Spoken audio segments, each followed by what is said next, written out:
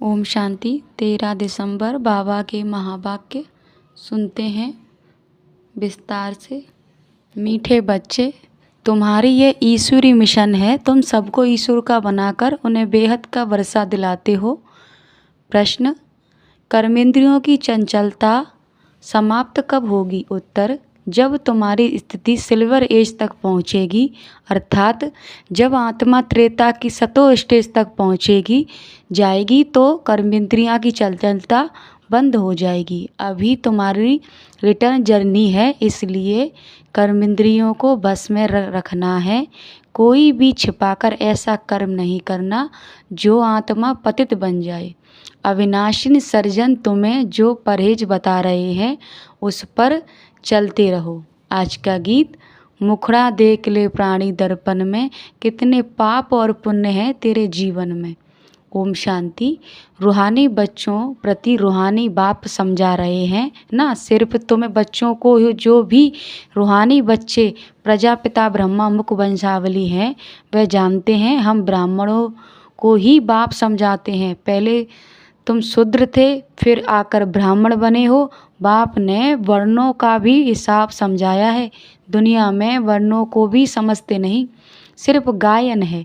अभी तुम ब्राह्मण वर्ण के हो, फिर देवता वर्ण के बनेंगे। विचार करो, यह बात राइट है? जज योर सेल्फ। हमारी बात सुनो और भेंट करो। शास्त्र जो जन्म जन्मांतर सुने हैं और जो ज्ञान सागर बाप समझाते हैं उनकी भेंट करो। राइट क्या है? ब्राह्मण धर्म अथवा कुल बिल्कुल भूल गए हैं।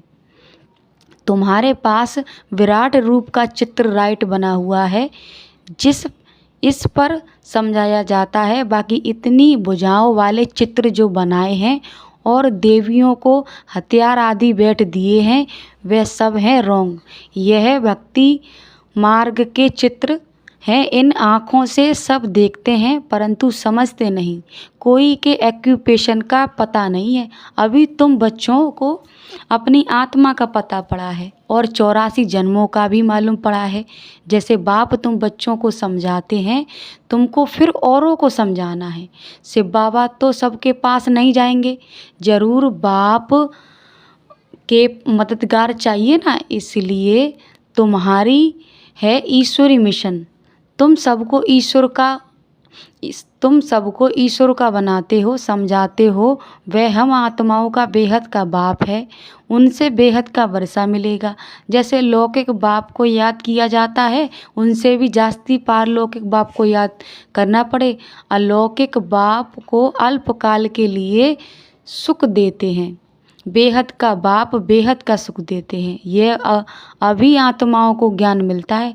अभी तुम जानते हो 3 बाप हैं, लौकिक, पारलौकिक और अलौकिक। बेहद का बाप अलौकिक बाप द्वारा तुमको समझा रहे हैं। इस बाप को कोई भी जानते नहीं। ब्रह्मा की बायोग्राफी का भी किसको पता नहीं है, उनका एक्यूपेशन भी जानना चाहिए ना। शिव की, कृष्ण की महिमा गाते हैं, बाकी ब्रह्मा की महिमा कहाँ? निराकार बाप को ज़रूर मुख दो चाहिए ना, मुख तो चाहिए ना जिससे अमृत दें। भक्ति मार्ग में बाप को भी अर्थात रीति याद नहीं कर सकते। अभी तुम जानते हो, समझते हो शिव बाबा का रथ यह है। रथ को भी श्रृंगार करते हैं ना, जैसे मोहम्मद के घोड़े को भी सजाते हैं। तुम बच्चे कितनी अच्छी रीति मनुष्यों को समझाते हो। तुम सभी की बड़ाई करते हो, बोलते हो तुम यह देवता थे, फिर 84 जन्म भोग तमो प्रधान बने हो, अब फिर सतो प्रधान बनना है। धारणा के लिए मुख्य सार, एक बाप से ही सुनना है, एक की ही अव्यभिचारी याद में रहना है। इस शरीर की संभाल रखनी है लेकिन मंतव्य रखना है। दूसरा, बाप ने जो परहेज बताई है उस पर पूरा पालन करना है। बाप ने जो परहेज बताई है उसे पूरा पालन करना है। कोई भी ऐसा कर्म नहीं करना है जो बाप की गिलानी हो, पाप का खाता बने। अपने को घाटे में नहीं डालना है। वरदान 3 सेवाओं के बैलेंस द्वारा सर्वगुणों की अनुभूति करने वाले गुणमूर्त भव। वरदान 3 सेवाओं के बैलेंस द्वारा सर्वगुणों की अनुभूति करने वाले गुणमूर्त भव। जो बच्चे संकल्प, बोल और हर कर्म द्वारा सेवा पर तत्पर रहते हैं वही सफलता मूर्त बनते हैं। तीनों में मार्क्स समान है। सारे दिन में तीनों सेवाओं का बैलेंस है तो पास विद ऑनर व गुणमूर्त बन जाते हैं। उनके द्वारा सर्व दिव्य गुणों का श्रृंगार स्पष्ट दिखाई देता है।